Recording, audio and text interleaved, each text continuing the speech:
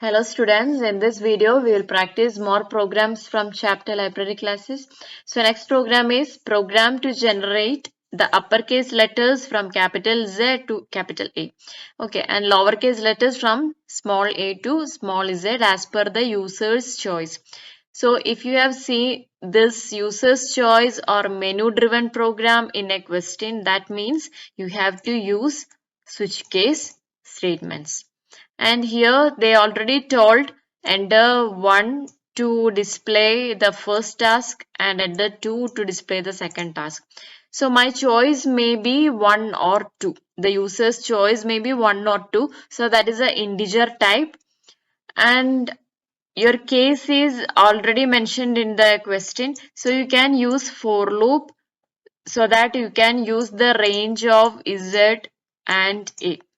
So let's start from Z and up to A, it have to be incremented. So for incrementing, what we have to do? We have to convert these characters into ASCII code. Okay, so check this program. First, I'm asking the user these statements like enter 1 to display from Z to A and enter 2 to display from small a to small z. So user may type 1 or 2. So that is enter your choice. So choice may be 1 or 2 and that will be a integer data type. So I'm storing that choice as a integer data type and inside switch I am including that variable so that user can select 1 or 2 so that it will execute at a time. If he is selecting case 1, this case will be executed. So in this I am going to give capital Z's ASCII code and capital A's ASCII code. So it should be start from capital Z but up to 64 the I value should be decremented. Then only we can reverse from Z to A. And after this, I need to convert this type of integer data type into character type. Then I'm storing in C character data type variable and I'm printing it. So each time the ASCII code will be incremented and when each time it is incremented, I have to convert that into character data type. So like that you have to do the small a to small z. That means from 97 to 123. So that is in same normal order, ascending order. You don't have to reverse that. So here I am incrementing the value of I. Okay, and similarly I have to convert this integer type into character type and finally I am printing here. So after each case, don't forget to give break statement to break the execution of the cases. And if you want, it is optional, you can give default case. That means if other than case 1 or 2, we can give invalid choice. Okay, so we will compile it and run the output.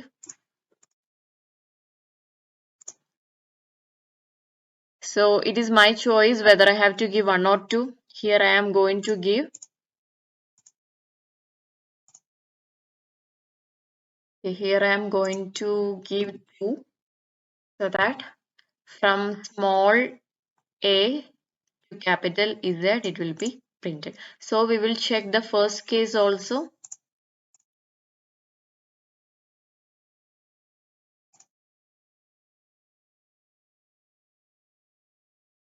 So now I am giving option 1 so that it came from capital Z to capital A.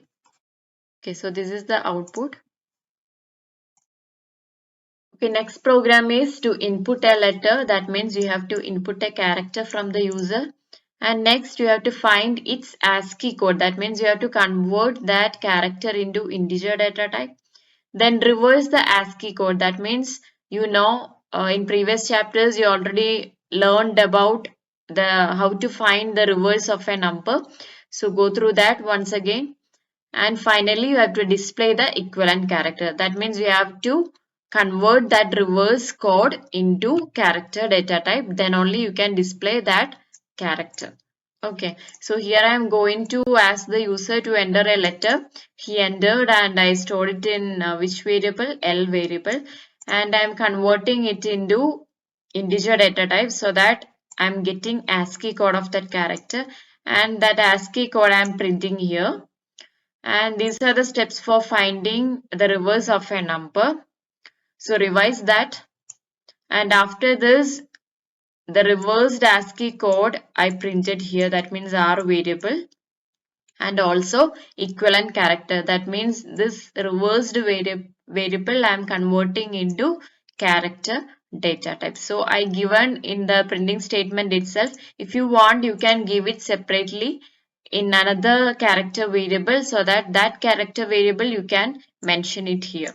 So to reduce the steps, I have given the type conversion in the printing statement itself.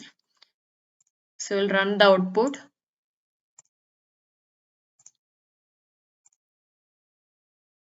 So here I am going to give capital B,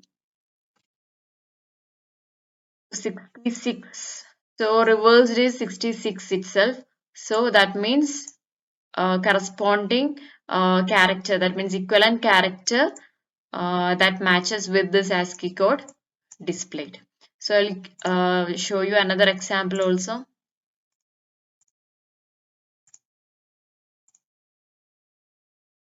So here I am going to give capital D, 68, reversed code is 86. So its corresponding character is capital V. Okay, next program is write a menu driven program to display first 5 uppercase letters and last 5 lowercase letters. So without using the steps, we will try to solve this program. So inside the switch case, I am giving my choices, that means 1 or 2 in integer data type. So in case 1, I am going to give the ASCII code of capital A till ASCII code of capital E. It should be printed each time. And I'm converting that ASCII code into character type. Then only I can display the letters. Okay. So don't forget this explicit type conversion here. Like that, in case 2, I'm giving from small letter V to small letter Z. That also I converted into character type. And if you want, you can give default statement also. So we'll see the output.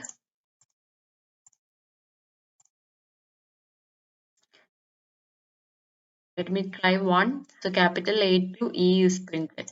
So we'll check the other option also. That means small letter V to small letter Z. So this is the output, and all most of the programs we covered from chapter library classes programs. So revise all these programs. These patterns can come for semester 2 board exams and for pre-board also. So everyone revise and learn all these programs.